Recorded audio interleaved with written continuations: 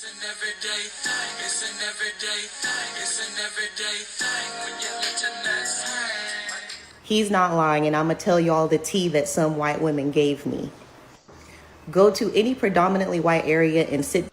It says white women keep a lot of their secrets. Keep a lot of secrets about their husbands that society doesn't know about. They stay in their household. Down at the dog park, and this is what will happen. They'll tell you everything.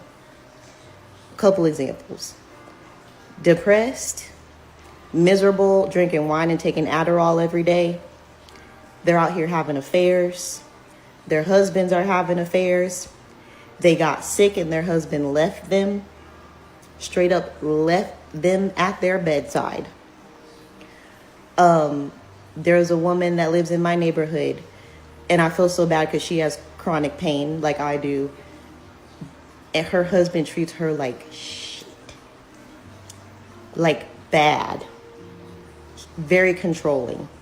And there's multiple women in this neighborhood that have told me how badly their husbands treat them. Their white husbands. Now, on the flip side of that, there's tea that I heard from the white husbands. I worked in an office, and there was a group of frat bros. And I heard them say straight up, the only reason why I stay late in the office is so that I don't have to go home to my wife. There were days where we didn't even have to go into the office, like during COVID. And they would all text each other and go into the office and stay there from the crack of dawn till nighttime so that they could be away from their wives. Even my white manager sat me down one day because he knew I was single. And he said, Taylor, don't have kids.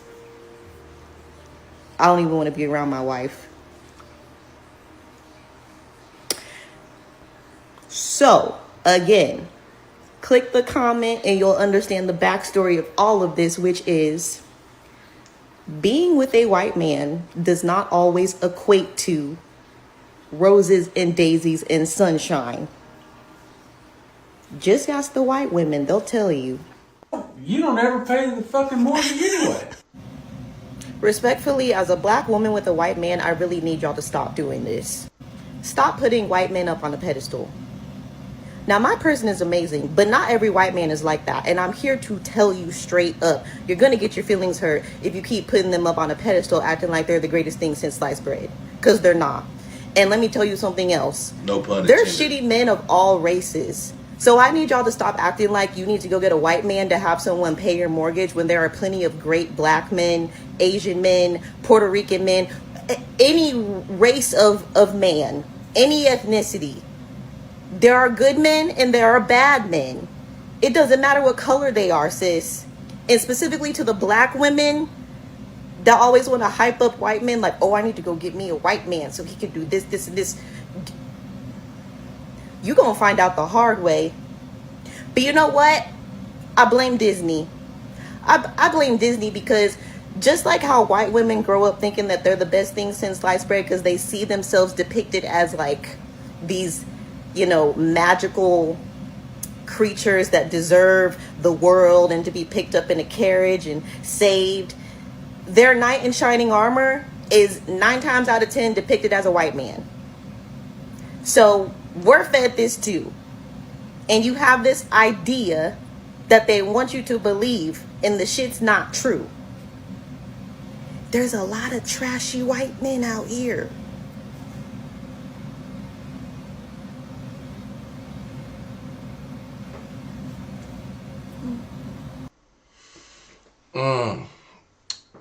I mean, that part is true. Whatever preference you may have, it doesn't matter. There are terrible men of all races. I mean, the male race is terrible in itself, according to 90% of the women. Y'all men ain't shit. Okay. But there are Oh, you know what? I'm gonna tell y'all this the stuff that be going on behind closed doors in white families. Oh, everybody know about it. Everybody know it's just not on social media. Now it's becoming more common for white women to start telling their business. White men don't get on social media and tell all their business. Black men are starting to do this, and then it's always stories about where of black guys doing the story time. You know the first thing women say, "Oh, he's gay. He's flamboyant. Cause he likes guys, sis." Like